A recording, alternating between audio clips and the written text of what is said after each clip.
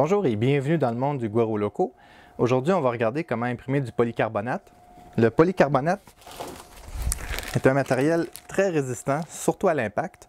C'est un matériel qui a la réputation d'être très difficile à imprimer, aussi difficile sinon plus difficile que le nylon. Et c'est un matériel qui est aussi très abrasif.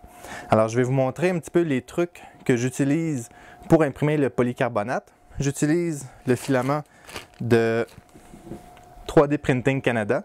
C'est une gracieuseté de 3D Printing Canada.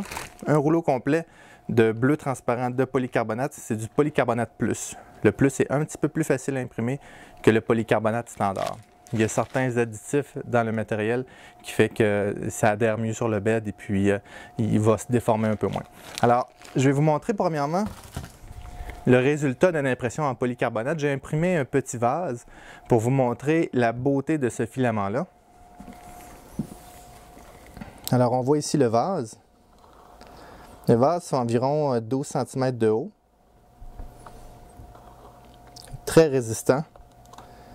Je n'ai pas regardé s'il était étanche à l'eau, mais le fini est excellent. La caméra ne rapporte pas parfaitement la beauté du bleu, mais j'ai placé des photos sur Facebook pour ceux que ça intéresserait. Vous pouvez aller voir sur mon groupe, le Guaro Loco. Vous allez voir les photos prises dans un environnement idéal pour faire ressortir la couleur. Alors, comment je m'y prends pour imprimer le polycarbonate? C'est simple. Présentement, j'utilise ma Little Monster pour l'imprimer. Il a fallu que je fasse... les modifications étaient déjà là, mais ça prend quelques modifications pour pouvoir l'imprimer. Premièrement, ça prend un heat break, une partie à l'intérieur qui est qu'on appelle full metal. C'est la partie qui vient connecter le radiateur avec le bloc chauffant. La plupart des imprimantes ont cette pièce-là en métal, mais à l'intérieur, il y a un petit tuyau de tube PTFE. Ce tube-là, on ne doit pas dépasser 250 degrés Celsius parce que soit qu'il va dégager des vapeurs toxiques ou qu'il va simplement fondre. Pour imprimer le polycarbonate, j'ai besoin de mettre ma buse à au moins 265 degrés Celsius. Alors, c'est sûr que le tuyau, le petit tube de PTFE à l'intérieur va fondre. Alors, j'ai besoin d'un heat break complètement en métal. Pour faire ça, c'est simple, je vais le montrer dans une vidéo future parce que dans un prochain vidéo, je vais transformer ma Tornado pour imprimer du polycarbonate. Alors, et du nylon. Pour ça, je devrais changer la petite pièce à l'intérieur. Ça va être dans une vidéo dans quelques semaines. J'attends des pièces pour faire ça. Ensuite de ça, qu'est-ce que ça prend? J'utilise un verre. C'est un verre standard ou un verre de borosilicate ou directement sur le bed pour imprimer. Et je mets du fixatif à cheveux. J'utilise du Garnier Fructis niveau 5. Ça adhère extrêmement bien.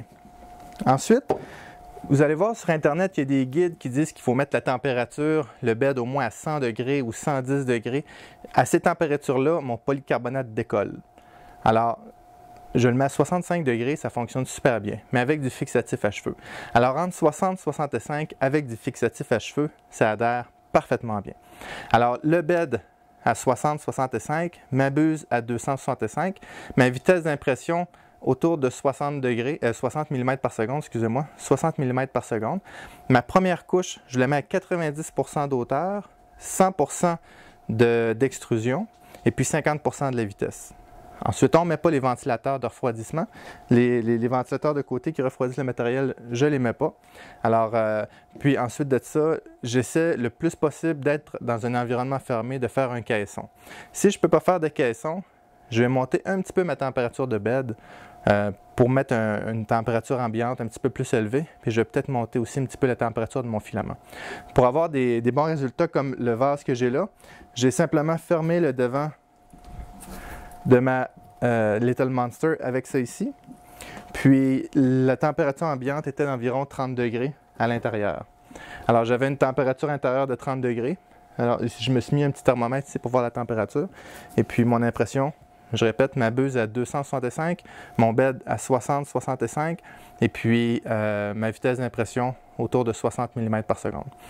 Ma hauteur de couche pour ce vase-là était de 0.2. Puis, évidemment, il était en mode vase. J'ai fait des pièces aussi qui étaient complètes, qui étaient pleines, aucune déformation. C'est comme ça que j'ai réussi à imprimer du polycarbonate et avoir une belle qualité sans avoir trop de déformation. Il faut faire attention parce que le polycarbonate, ne fait pas juste warper, qu'on appelle se déformer puis décoller du bed, mais il rapetisse aussi dans ce sens-là. C'est-à-dire, si vous faites imprimer des vis, alors vous avez le trou de la vis avec la pièce autour, la pièce va rapetisser, le trou de la vis va agrandir. Puis lorsque vous imprimez la vis elle-même, la vis va rapetisser.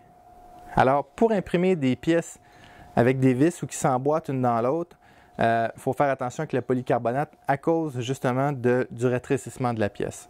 Alors, ça risque d'être un petit peu plus compliqué. Il faut calculer la dilatation du matériel, il faut calculer différentes choses pour s'assurer que ça va bien aller ensemble.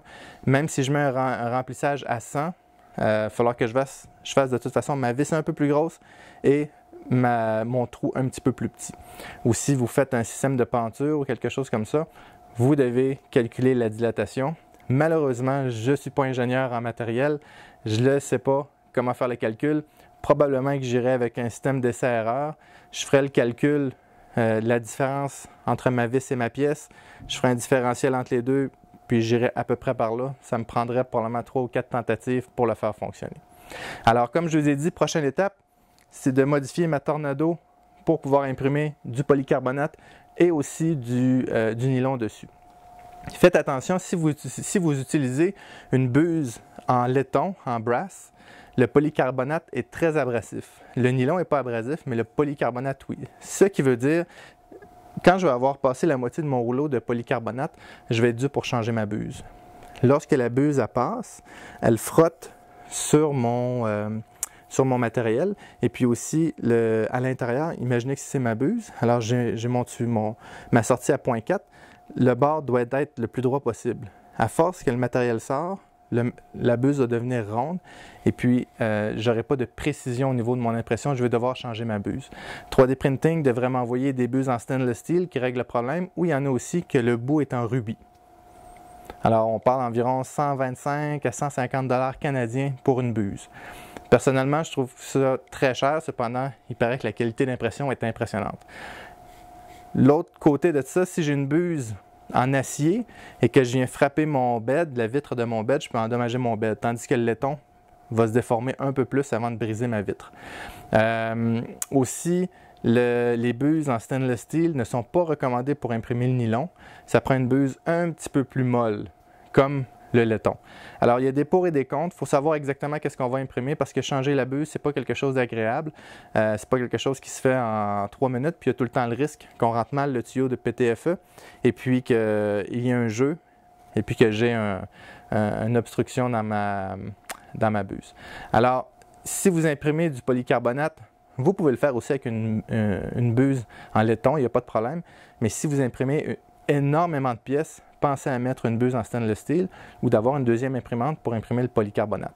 Dans ce cas-ci, je n'achèterai pas une deuxième Little Monster à 1200 $ l'imprimante, plus les modifications que j'ai faites dessus. On parle environ un total de 1500 $.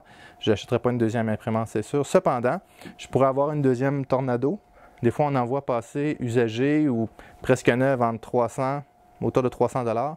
Alors, je pourrais en acheter une deuxième que je modifierais pour imprimer du nylon ou du polycarbonate selon mes besoins. Alors, j'espère que vous avez aimé la vidéo. Si vous avez aimé ça, s'il vous plaît, mettez un like, abonnez-vous à la chaîne et à bientôt.